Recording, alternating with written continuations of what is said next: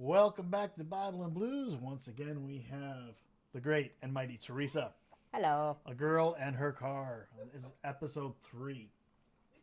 It is. So today, this is really, when you come right down to it, her first really big, greasy, nasty project that it needed to be done. And let's just dive right in. No intro necessary. No intro necessary. Okay, so, let's start off with this. Let me ask you, what was this project and why did you do it? Initially, it started out as my engine in my car, the 2.8, had developed an oil leak. Couldn't find it. Finally figured out it was my valve cover seals leaking. All right, no biggie. Pretty common problem. Pretty common problem. Right. As you will see, as is the normal modus operandi with this car, this was not a take the valve cover off, put new seals on, put the valve cover back on, one and done. This ended up being a very involved take the intake off to get to the valve covers, to take the valve covers off. And then, well, as long as we have the intake off, let's go ahead and clean everything and then put it back together, complete with a valve adjustment. Yay. Yay. So, you got some of this stuff done. So I'm gonna kind of run through a bunch of the pictures. You can kind of talk about them a little bit. So right here we see... That is the right-hand side of the engine. That's the right-hand valve cover, as if the car is facing you and you're looking into the cab of the car. As you can see, the gray metal part on the left-hand side of the screen, those are still the intakes. That is the valve cover that you can get off. So we have the intakes right here. I see some yucky stuff in here. Oh, yeah. That's not even the half of it. Yeah. So That's clean compared to what we're going to get into. Okay. This is the other side, the left-hand side of the engine. Again, like I said, as if you're facing the car, looking into the passenger side. Yeah. And as you can see, the valve cover on this side is underneath the intake. Yeah, we can't even see the valve cover. Matter of fact, here's a little bit of it right here. Yeah. Under all that stuff, and no, that stuff's not moving. Yeah, all the EGR stuff going on right here, and ignition coil in the back. Ignition coil back. Yeah. So there's some stuff in the way. Yeah. Anybody's worked on a relatively modern car can appreciate this. This is 1985. And there's Pontiac stuff in the was doing way. this. Yeah, Pontiac was doing this in '85. Okay, that's says something there. All right. All right, so this is basically just took the top half off. This is essentially what is underneath the top half of the intake. The middle thing you see there, the one hose, that's just electrical wires. The mouse and point with the mouse because they'll see that. Yeah, that's electrical wires there. Sitting right underneath that is a fuel rail. There's our fuel regulator, and there's some emissions tubing, and you have to take all of this stuff off because you have to get this piece off. This is the middle intake, and under that, there's a bottom intake, essentially. How long do you figure it took you to get to the point, not even to this, to the point where to where you were looking at this? Actually, probably first time I did it, 30 minutes, an hour. Right. But that was because those bolts have probably never been off, and you are working against rust and exhaust and everything else. Right.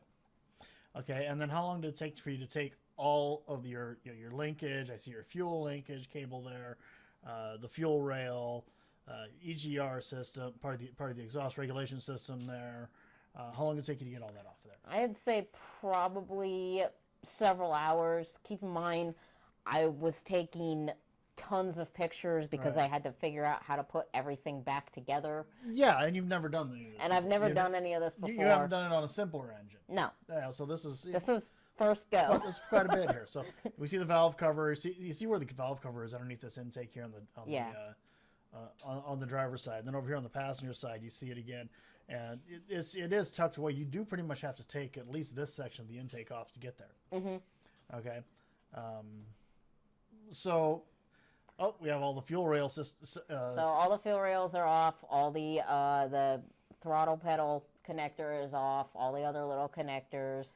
Basically, those 1, 2, 3, 4, 5, 6, 7. There's actually 8 bolts there. There's one hiding behind a fuel line. It's got 8 bolts to sit there and hold the center intake. And as you can see, there's also a radiator hose that has to be. The radiator had to be drained because the intake. That's why you have a head gasket to separate. Yep. I see an I see a temperature sensor there, an oil sensor. Temperature sensor that will actually come into play later. Thank goodness that temperature sensor is facing up, not sideways. Didn't spill any coolant. Okay. We talked about this. Okay. I mean, right here. I mean, your heart sank. I saw this and I immediately thought I had a crack in my block. Anybody that's ever had an engine, anybody that's ever had a cracked engine block, you know pretty much if you see something like this, your engine is toast. This is actually, fortunately, not a crack in the engine block. This is where the lower intake meets the actual head. I know it looks weird, and I didn't take another picture to show it further out, but that's actually what it is. That part, I'm thinking the left side of that is part of the intake, and then the right side of that is the actual part of the head. I may have that backwards. I don't remember which side that's on. Right.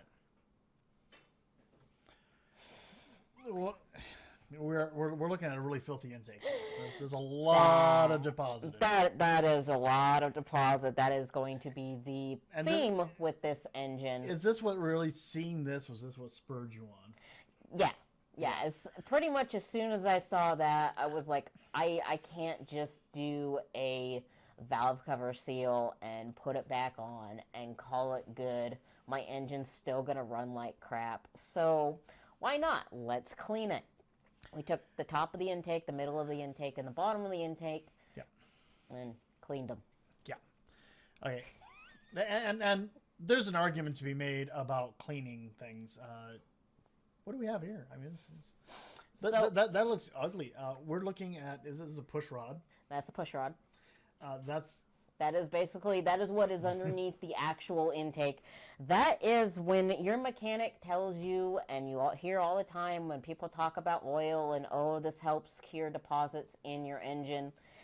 This is what they mean. Now, this is probably worst case scenario. Keep in mind this engine's probably 30 years old, and I don't know what the oil change mechanics were like.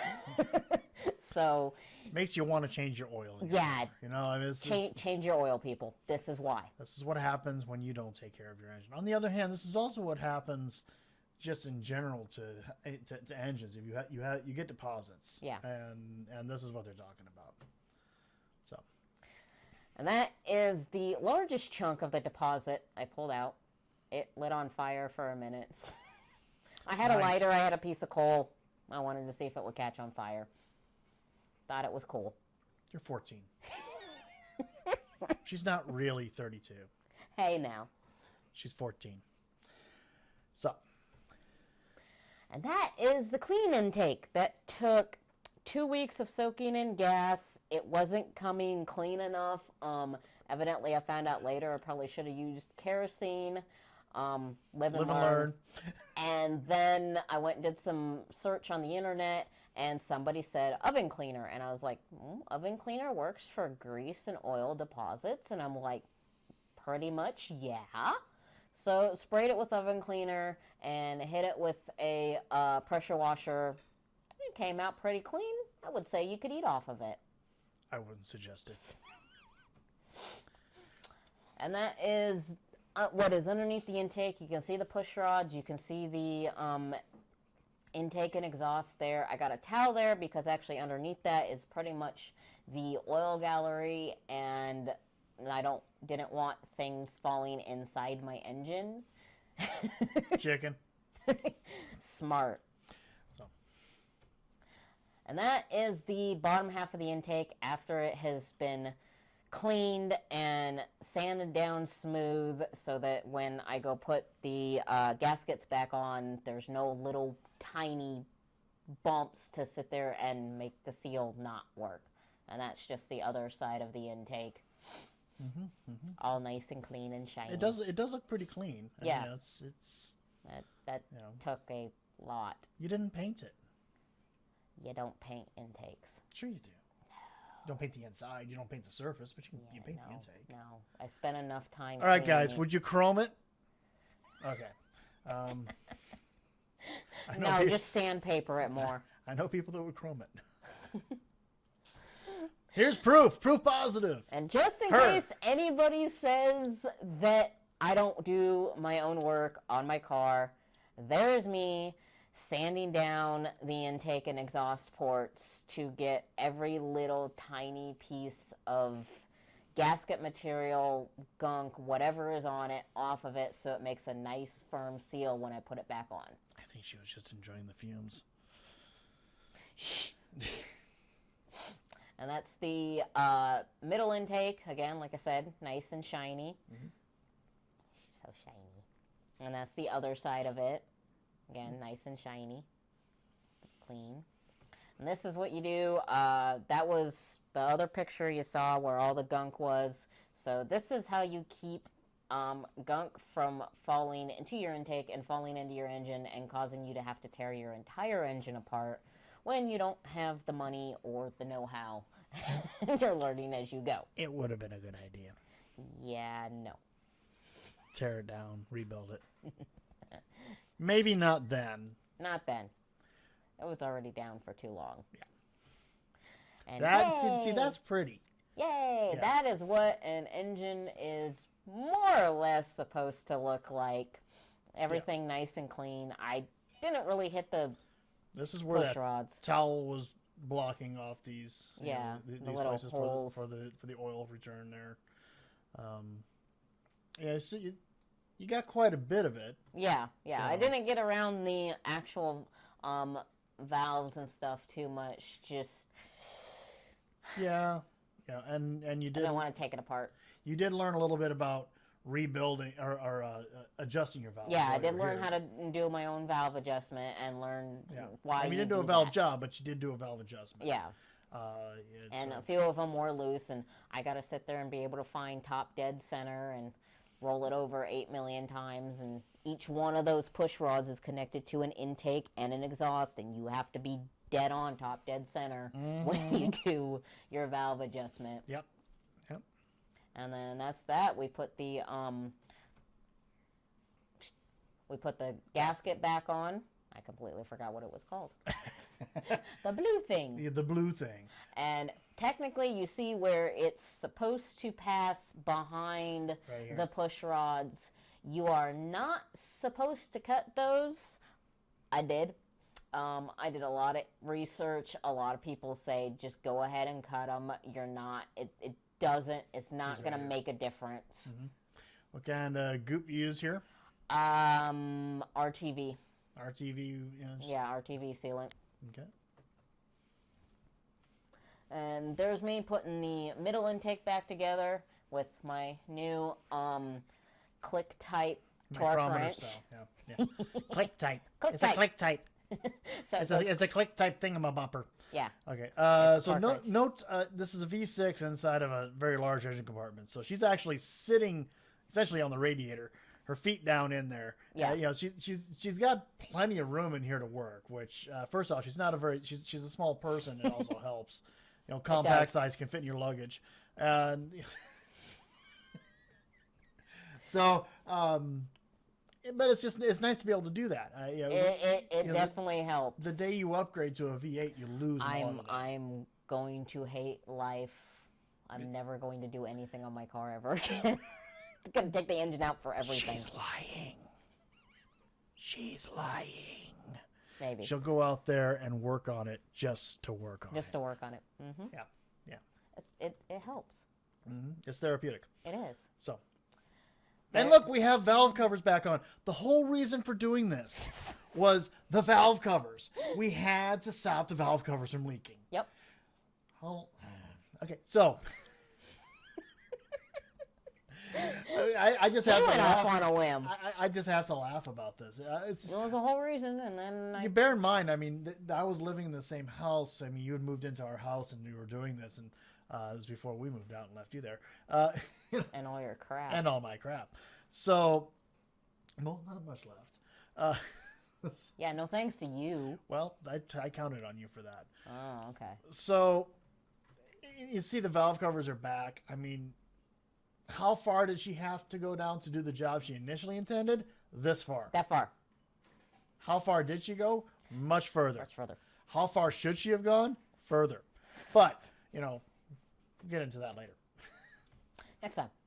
And this is just me putting everything back together. Like I said, pretty much when I was taking everything off, it was take a picture of it, take it off, take a picture of it, take the next part off. I didn't do exactly like take one bolt out and okay, the bolt's missing, but section by section and putting it back together, it helped. That's fairly good advice for her, especially for a novice. Somebody that's never done this before. Take lots of pictures. I've done stuff like this, and I should still do that. Okay, just there's just so many parts and pieces. I mean, you have your throttle body there. You still have to do your fuel rail. So I remember at this point in time where you were discussing we're going to be doing the fuel rail. So there's your fuel rail into place and everything. Yep. And getting everything hooked back up and yep. trying not to break anything. Now, right here. Okay. There's a little story behind this, so go for it. There's a little story. Took the fuel rail. This whole project probably took about 2 months. Part of the reason it took 2 months, like I said, A, I was taking my time. B, I was working at the time too, so this was get off of work at 3:30, 4 o'clock in the afternoon, come home and start working on my car until it got too dark to see, and rinse and repeat. So I took the fuel rail off and I kind of just set it in a box with some rags, so if there was any leftover fuel it wouldn't soak through anything, and let it sit for about 2 months. I didn't know that the injectors need to be consistently covered in like fuel or oil or whatever's in there. And so as you can see, the O-rings, they dry rotted out. These are new though. The old ones dry rotted out. So I found a guy, his name was Dr. Injector, and he's in Renton. And he took them down, and he's like, oh yeah, they need to be cleaned. I'm like, okay, so we got them cleaned. Took about a week, because like we said, this car came from South Carolina, so those injectors were pretty... Wasn't he somebody that asked if this was a recovered vehicle or something? He asked if this was a flood vehicle from the corrosion. Katrina? Yeah. From the corrosion that was in those injectors. So another reason why my car wasn't running to spec. This is probably one of the most important things you did here, really, yeah. as far as making your car run better. Yeah. Out of everything that you did, you spent how much? You spent what, 2 months on this project? Yeah. Just bear in mind, no garage, no knowledge. Yeah. We're working under a covered tent, essentially. Yeah, not even that for this part. It was so. You have to be relatively impressed with the fact that she just kept going and going and going and didn't stop. Well, kind of got myself into it. I had to get my car back up and running. Yeah. So out of this, can you kind of ballpark your dollar figure this far in this project, the that we talked about today? I think probably. Oh God. Maybe I think $400 for between the gaskets. The biggest thing, I think it was like a couple hundred to have the injectors, all new O-rings, have them cleaned, all new caps. That was the most expensive part. And then various tools and other little things that just like, oh hey, you come along the way and you're like, oh look, there's something and I accidentally broke it, so now I get to go buy a part. No. Yeah. Yeah, I don't know anything about that. So, You get mad at something, you start pushing, and it says nope, and it breaks. gotcha. All right. Well, I mean that kind of concludes today's episode. Everybody, you have some advice for her. If you have some ideas that she could have done for the future for other people who might watch this and say, I could do that. I could do it 10 times faster. And maybe you can. Maybe you have a garage and the right tools. Yeah. And maybe you've done stuff like this before. You're not completely This was new. the first. I had no idea what I was doing. I was guessing virtually every step of the way. Looking back, if you had known, would you have done all of this? Would you have taken this all the way down like you did? Yeah. I'm a glutton for punishment. Yeah. I would have scheduled it better. I wouldn't have just arbitrarily said, "Oh, I'm going to do this," thinking it'll be a weekend project, and turns out to a 2-month project. I would have definitely scheduled it a little bit better. Right. Okay, there you go, folks. I want to give a small apology. I didn't set my sound up properly, so the sound's probably going to be a little bit off. It's probably going to sound a little tinny, a little robot-y. It's kind of a strange aspect that I have going on. But hopefully it turns out okay. I won't know until I review it. This kind of concludes everything here. Thanks, everybody, for watching. Bye. Yes. So we will be discussing our next episode for the near future. God bless. Talk to you later.